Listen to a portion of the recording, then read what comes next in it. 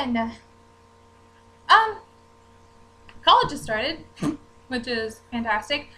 So, I had originally every intention in the world on filming this book haul before my college started, but you know what, life happens and things kind of get into chaos, and when you have situations like that, it's better off to just make like lemonade out of hot chocolate, right?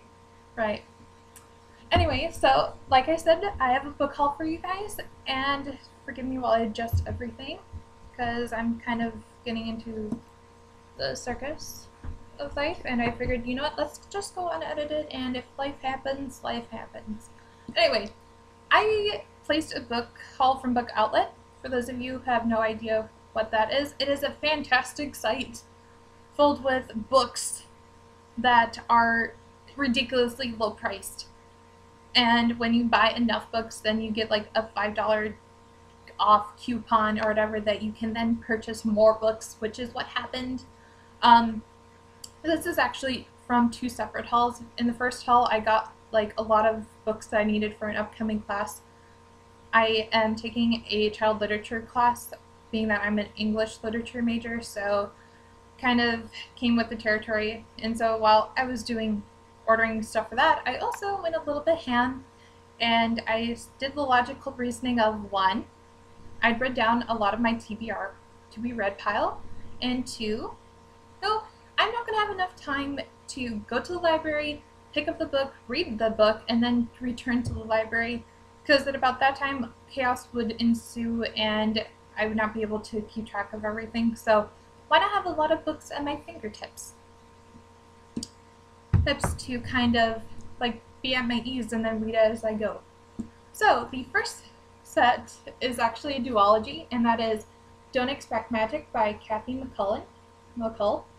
And then the second one is the second book, obviously, and that is Who Needs Magic by Kathy McCull. Now, I've read the first book as kind of like a way to kickstart my reading, and it is freaking fantastic.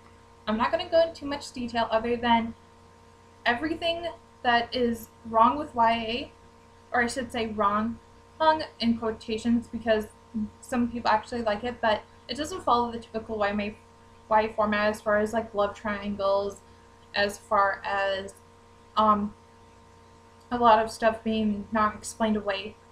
In some cases that happen with the thin book, but it is still really good. Pretty much the main character is a goth type punk girl. She's not your typical fairy fluffy godmother. She lost her mother and now has to move in with her father that she was estranged from, and then all of a sudden she finds out that she has magic, and that in order to in order to achieve fairy godmother status, she has to like help solve she has to help a person more or less with a really big wish. And then kind of like other stuff happens, but it is freaking amazing. I loved the first book, and I'm really excited to read the second one. Keeping in with that fairy tale theme, I also got Cinderella's Dress by Shona Sladen. And this one is pretty much about a girl living in World War II who, during this time, during the time that we meet her, her father has been told that, it's been told to her that he has been missing in action, and now she's also recently had her newly made boyfriend, if you will, go off to war, and then some relatives come in and they more or less tell her that she is the keeper of Cinderella's dress, and that there are descendants of the stepsisters who are after the dress. So it should make an interesting read. Very excited about that. I love a good Cinderella retelling. I think that it's going to be a really interesting concept, the way that the synopsis has it set up. Now, I also picked up The Strands of Bronze and Gold by Jane Nickerson. Don't know too much about this other than it's a Bluebeard retelling, and it's set in Mississippi in during 1855. I yeah, I don't know too much about it. I do, other than the fact that Bluebird is supposed to be like a really dark type fairy tale, so it could make for interesting happenings. But still very excited to read it. Next up is kind of, I got all 4 of these books because 1, they were available at the time, and 2, the synopsis kind of intrigued me. And that is Legacies, Conspiracies, Sacrifices, and Victories, all in the Shadow Grail series. Now, I am a little bit concerned because it took me reading all 4 of the synopsises on the books to figure out what the book series was actually about. So it kind of is going to make me believe that maybe the books within the series are going to be set up to a similar format. But I'm still very excited anyway, and I'm hoping that the doubt in my mind is just going to be like a fictional doubt. Oh, so pretty much it is supposed to be kind of a Harry Potter meets King Arthur mashup, and the main character is a young girl who is orphaned and is sent to live in an orphanage / school for kids who have magic.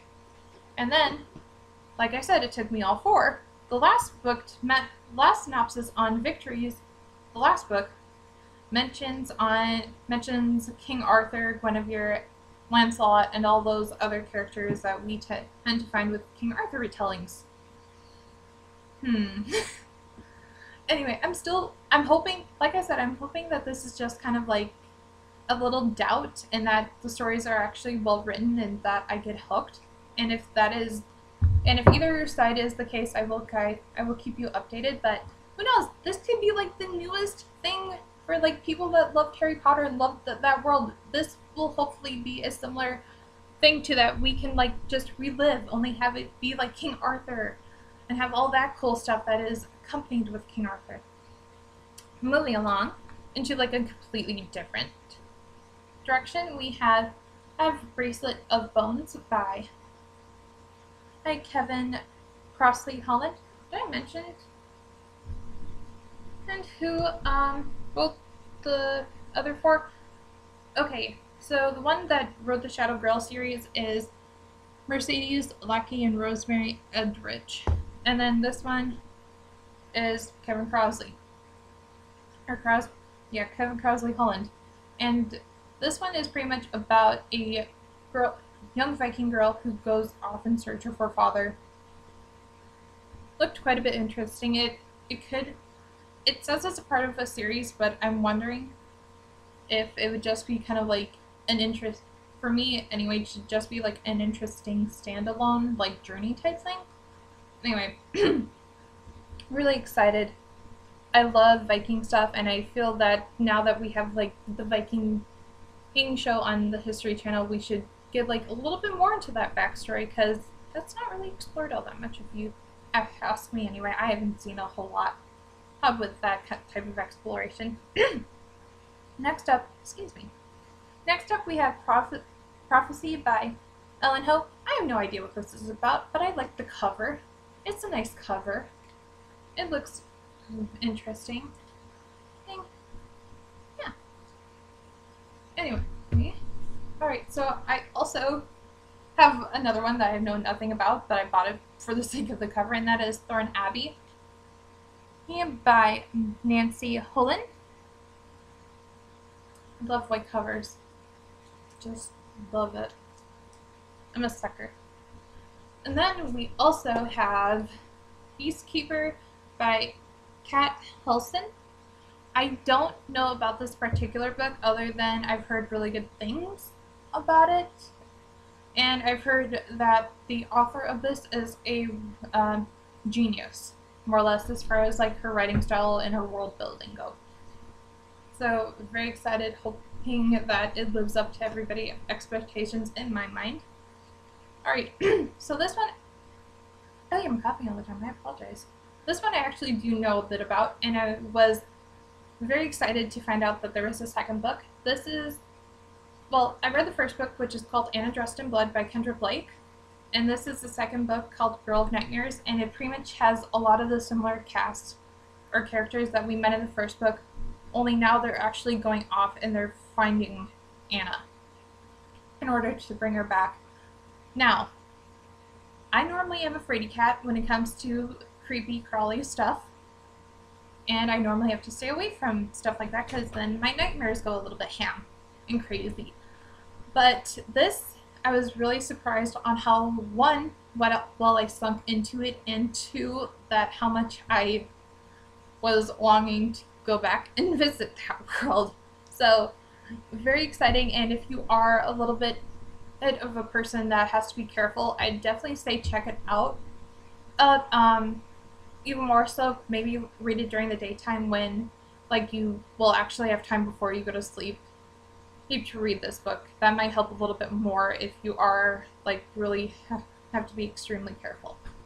And then the last one, well, not the last one, this third to the last one, is George R.R. Martin's Ice Dragon. This is a middle grade read, but I don't care. It has pretty much all of my favorite things about, or all my favorite buzzwords, I should say, ice and dragon. I'm stuck in. I do know that the girl in this is a young one, and I do know that she was like born in the coldest winter. I've only read the first page type thing. But yes, the cover is freaking gorgeous, and it's George R.R. Martin, so you can't really go wrong. Alright. Then I have Damsel by Stephanie Spinner, and this is apparently a Lady in the Lake retelling thing. Very excited. Again, very thin read, so it should be a very quick one if I ever need something that's quick and easy.